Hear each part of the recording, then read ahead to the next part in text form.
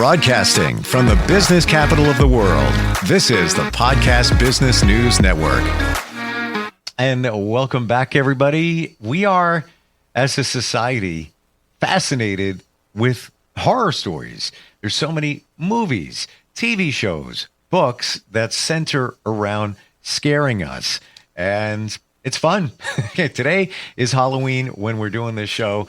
Might not be when you're watching it, but we're going to center today on how to write a good Halloween story, a horror story on Halloween, as we focus with this gentleman who's helped people write all types of stories. He's got a great publishing company called NFB Publishing, and we're going to dig down. We're going to get a little scary here today. Mark Pogodzinski joins us. How you doing today? Good. How are you feeling?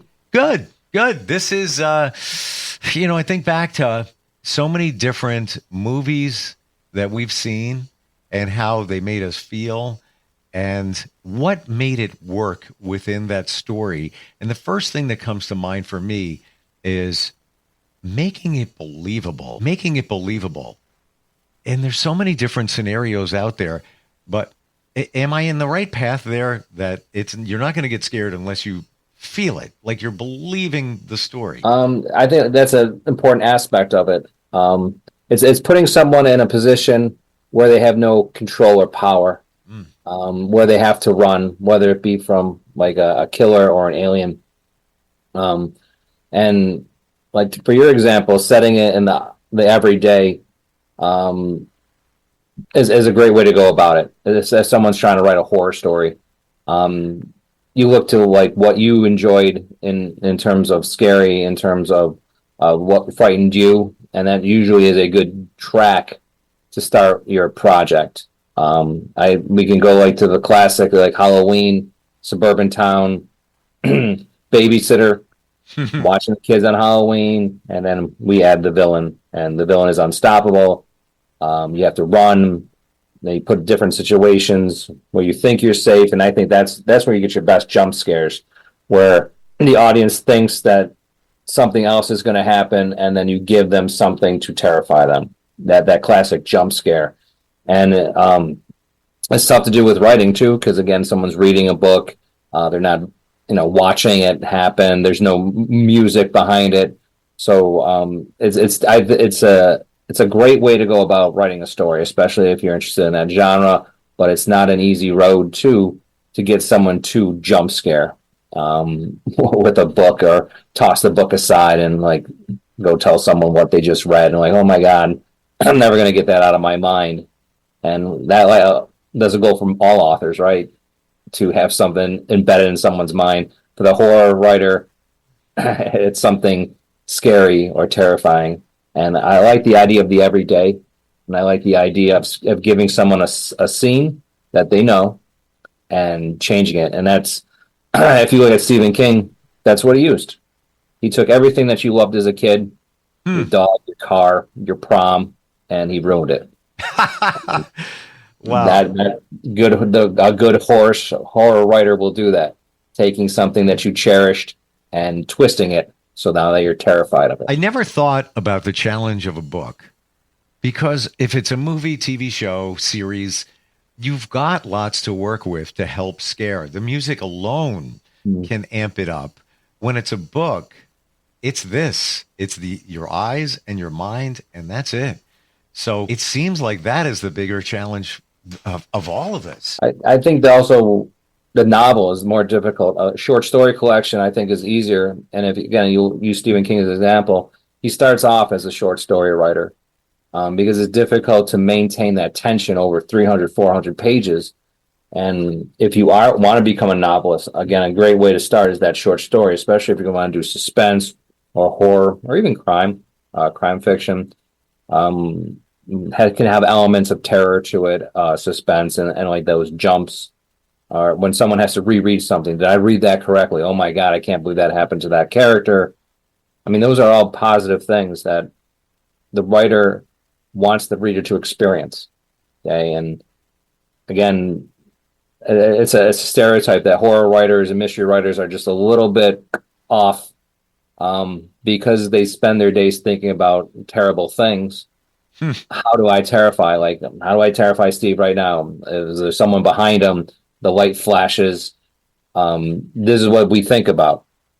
You're going about your day and like, okay, what would happen if a monster showed up? What would the monster look like? Would it be fast? Would it be slow? What's more terrifying to my audience? It's amazing when you think back to some of the things that have worked in movies. Like one of them, Saw, right? There's so many, Yep. we have a number of different ones.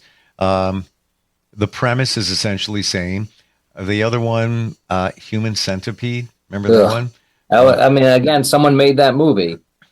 I always wonder about that pitch session. Like, hey, I got an idea. What's your idea? Well, I'm gonna take people and I'm gonna sew them together. They're like, all right, great. Here's some money. Let's go make this. Yeah, mouth to other body part to other body part to mouth. Blah, blah, blah.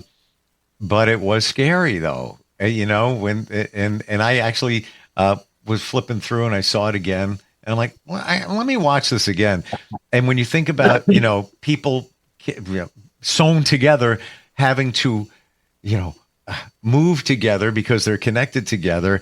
The relatability, I believe, is key. Where you put yourself in that situation, what would I do? How would I be able to survive in all of these different situations? Do you think that's what it comes down to? You're putting yourself there. I think you want to. What will terrify you the most? Like, what is your deepest, darkest fear? And then you start from that. One of my favorite horror writers is Shirley Jackson, who wrote all sorts of different short stories. Her most famous is probably The Lottery, which has this fantastically deceptive ending where you don't see it coming. And she wrote House on Haunted Hill, which has been turned into many different movies. And again, Netflix just redid it last year. So it shows the longevity of her concept. But hers is not gory. Hers is not shock value. It's psychological. It's about normal people and what would you do if the situation calls for you to do something horrible and the entire society is doing something horrible. Would you go along with it? If it's the natural thing to do harm to people, and you read in the story, and then you start thinking about like, well, what do I do on a daily basis that does harm?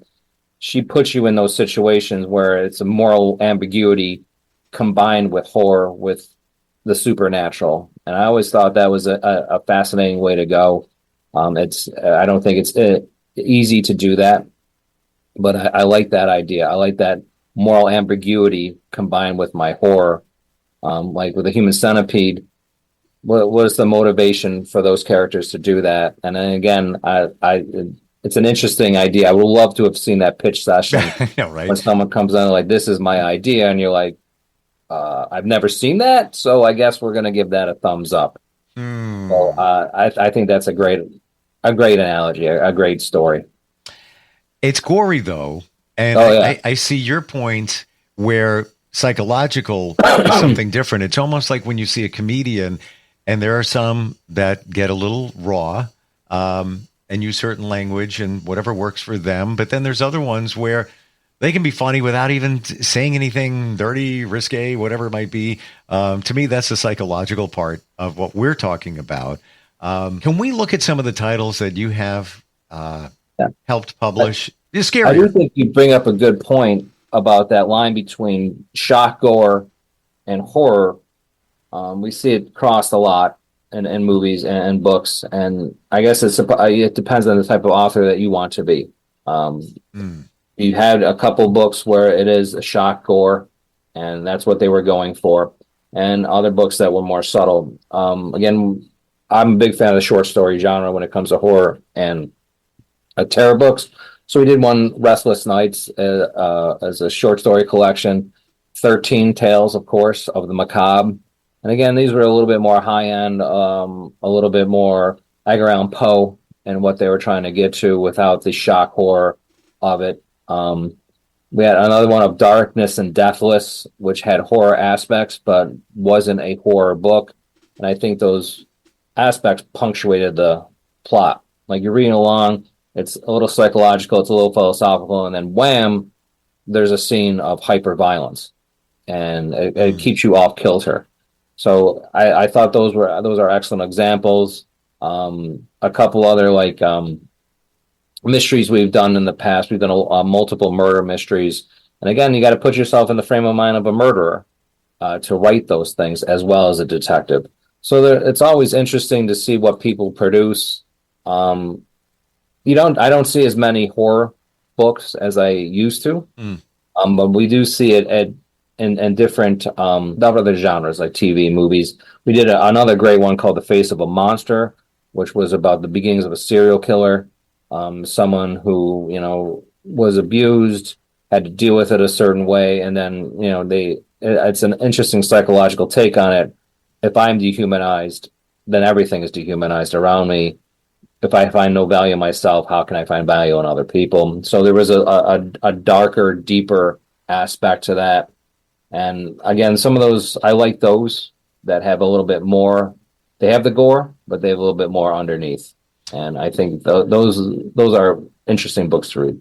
With those, how much input did you have or did you need to give within the writing of the book? Those are tough. If someone wants to do like a violent scene and it works for the plot, like I said, Darkless and Deathless, it punctuated the plot. It wasn't there for shock value, but we've had other submissions where like, this is way over the top. You're bordering on abuse, you're bordering on different things that I don't think you want to include. And then the writers are sometimes shocked, like, that's not at all what I wanted to do. Well, that's the way it's coming across. So we need to build some scenes around your violent scene to help the reader understand what you're trying to get to. And some of those take a long time because it's difficult to have those violent scenes for that shock value and yet still humanize your characters, because in the end you want the reader to hate, love, empathize with at least one of your characters. And I think you'll see that in horror movies, you'll see that in horror shows. There's one character that you're supposed to be along the ride with. Like, this person, I'm with this person, they're running, they're scared, they're losing friends right and left, but they remain the main character. And I think that's important, like an anchor, because you can't just have all gore, especially in the book. You read 25 pages of violence. Yeah. Eventually, you're going to be like, I'm done. I can't continue. And where you can get up and go to the bathroom for a movie or TV show, with a book, you put it down, you might never pick it back up, and then you lose your readers. Yeah, I can see that. Like, it's violence overload, where and I think that's where the ebb and the flow makes it fun and exciting, like a roller coaster, as opposed to you just being slammed with violence. Isn't it interesting, the symbolism that comes from a lot of the famous stories? When I say this picture, what do you think of? Red balloon, sewer grates. Yeah.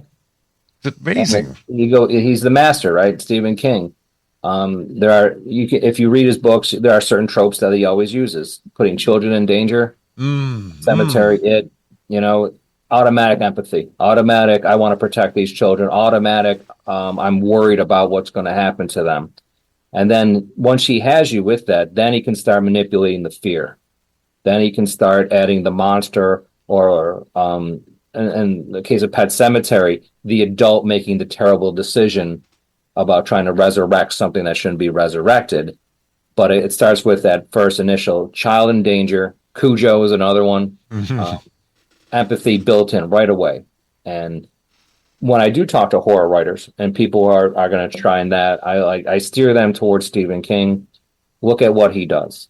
Look at the built-in empathy that he's creating in the first chapter, the first few pages. Then we start getting into the horror. Then we can start getting into the darkness. And I think people want to jump in without establishing those anchor characters, those characters that I want to care about, that I'm worried that something's going to happen to them. Because without them, it's 400 pages of violence. Do you still react the way you did even years ago? You're exposed to so many different stories, and you look at it through the lens of a publisher as well. But would you be sitting there in front of the TV watching maybe something you haven't seen, or maybe something you haven't seen in a long time, and do you feel that anxiety, like, no, Does that still happen to you? I don't get those visceral reactions anymore because I just, I'm a horror fan. I like horror movies. So I don't get that anymore. But what I get is like, that's an interesting way to go about to establish that empathy. And I go back to Pet Sematary. If you've never read the book is incredibly dark and sad and awful. And when I read it now as a parent, I empathize with different characters. Yeah, I'm not shocked by what happens because I know what happens because I've read the book. I'm like, oh, I can see the motivation of this character a little bit more clearer than I did in my 20s when I wasn't a parent. So I think a good horror will do that. You can reread it or rewatch it, and your empathy changes. When you were a kid, you watch Halloween. It was like, oh man, this is gonna be great. Michael Myers, he's like the best. And now, as a parent, you're like, no, I want someone to stop him because the children and the babysitter and that I want them to survive. Right. So I think, again, good horror will do that. It'll change as you change, and you'll see different things in it. I have to watch that again because it's been some time. But when I think about that story and the visuals, back in the day, it was like, and now it's almost like a comedy in some regards because it's older. You know what I mean? It almost kind of turned into a parody of itself, but there's still scare elements. I get wrapped up in stories. I can be watching, not even a horror story, but just a drama, and I'm like, okay, all good. I'm like, no, wait a minute, get out there. You could do this. I get sucked in. I really do. And you want to, right? You want a good story should do that. And again, with Halloween presents an automatic setting of fear, of heightened anxiety, of children out there in the world, dressed up, in danger. And it's such an interesting holiday.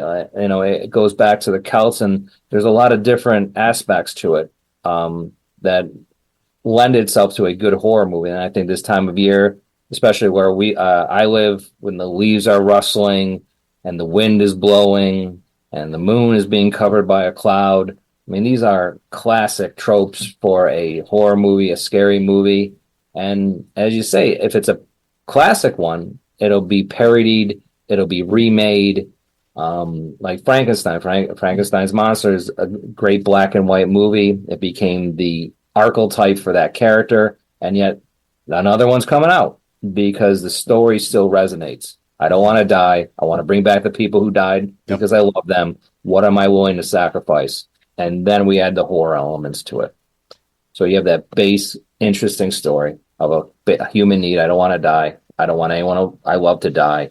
What am I willing to do? And then we have the horror elements, as I said. Do you feel the key of all of this is us putting ourselves in their position? You have to, right? There has to be some human element, some base desire that we're trying to accomplish, and things go terribly, terribly wrong. Survival is usually your easiest one to do. Friday the 13th, Halloween, Scream. But then you do have like more things. The mad professor who wants to save something or save himself, herself.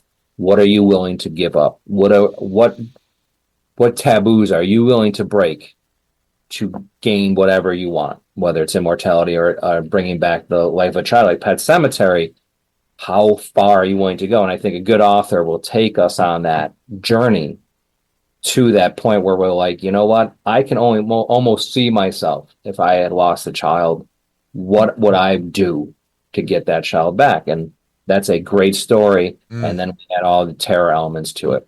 Wow. That's going to be the top of my revisit list. And I'm going to share that with my daughter, who's 16 as well, because she loves those types of movies. Probably, it's been decades. There's an 80s version, and then there's a modern version of Pet Sematary. And I read an interview with King where he talked about it, and he's like, I am shocked I wrote this book. This book is almost offensive, and I don't remember certain parts to it. So he was even appalled that his younger self would even think of such a thing. And now, older in life, you're apparently like, I would never, ever, ever write this story. So again, that generational gap, we will see new things. And horror is a cool genre to do that. You don't think of it that way, but horror books sell. Horror movies always do well. TV shows, people enjoy them. The new version of Pet Sematary, or the newest, what's your opinion? I haven't seen it. I'm curious. The director, I thought, did a good job. It has a nice creepiness factor. They change a little bit to give you hope, I think, trying to give you that shock value. Because people have read the book and seen the old movie, they changed it a little bit, but it still has that. And again, for me, it was as different as I get older. What am I willing to do to save a child? And if he's King, the same thing. It's in It, it's in Cujo, it's in The Mist. It's an easy way to build empathy with your audience. Like, what would you willing to do to save someone you love? Would you willing to do something horrible to somebody else? If you had to? And what a great question, and it's a basic question of parents everywhere. And then we start the terror elements to it, and we start showing like all good intentions eventually go wrong. Would you say, let's pivot away from horror for just a moment. Would you say that you are somewhat obsessed in watching movies, shows, just checking things out? Me personally? Yeah. Yes. Okay. So pick one. Next question. And the final question. What are you watching now? What's on your radar? Maybe 2 shows, 2 series, maybe a movie you saw recently that you saw. Like, what did you pick? I enjoyed Usher of late, which is in that horror genre where the director, writer took Edgar Allan Poe stories and reimagined them as a full plot line about a family called the Ushers. It's violent. It's got some really dark stuff to it. But again, because I've seen so much, the violence didn't really get to me. It was the cleverness of taking an established property, characters that appear in all sorts of different Poe stories, and reimagining that as a coherent plot line. And Wow. I thought it was a wonderfully well-written show, had that nice, cool shock value. And because as I get older, my attention span is not what it used to be. It was a limited series. I'm kind of the opposite in that regard. I don't watch TV. I don't watch, I just don't. And because I was sick a couple of weeks ago, I got bitten by the TV bug, and now I'm like, all right, I'm going to watch a series. I'm going to watch that. And what does I watch? I watch, currently watching Old Man, which is Jeff Bridges. Mm-hmm. And at first I just clicked it on. I'm like, interesting. I thought it was just about an old man's life until I realized that he was a, former CIA operative and is still, retired, but dealing with situations. And now I've gotten sucked into it. I'm on to season 2. So I was watching that last night, but fairly well put together. John Lithgow is also part of it. But it's interesting, even when you look at it from a storytelling aspect, some of the things that are done in all different types of stories. Like when you start dissecting it, I try not to, but I do. I don't think it's a bad thing. Like, you want to pull it apart. You want to see like why I liked it. Like I watched that one too. I liked him as a character. Yeah. I like, the reluctant gunman. You go back to Westerns, the person who just wants to live a peaceful life, but is sucked back into a world of violence. It's a common trope, but it works for me. And again, I think as I get older, it makes more sense to me as I respond to these older characters who just want peace but can't get it. And then you pop it with some violence and some clever plot twists, and you're like, oh, you know what? It's been 6 hours and I've watched 6 episodes, and I will watch the 7th. And in that one show, the final thought here, somebody else within the CIA was pitted against him. Now you go to season 2, spoiler alert, they're together and they're in Afghanistan. What the heck happened here? And then you want to watch it, right? At first I was like, no, it was more fun when they were against each other. But now it's almost like these 2 old men in a way, paired, against the rest of the world, trying to find somebody who's missing. And it's, again, there's the roller coaster. Didn't expect that. Didn't see that one coming. like we call it puzzle pieces. Okay, like a writer has a puzzle, the writer pulls it apart, and I'm going to show you this piece, and I'm going to show you this piece. And as you watch a show or read a book, the puzzle pieces come together, and you're rewarded for paying attention. Right. I'm a big fan of that too. I like that a lot. Never thought of it that way. This is what you do. You help people who have never written a book, or maybe some have dabbled in it, get it done from the beginning to the end, right down to the amazing cover art. And the website's easy to find, nfbpublishing.com. If you've ever thought to become published, have ideas for stories, reach out. You know, if that's your passion, go for it. Sounds like fun. It really does. Great having you on here again, Mark. And we never talked horror, and quite interesting today to go down that road. All right. Thank you so much. Happy Halloween. Same. We'll be right back.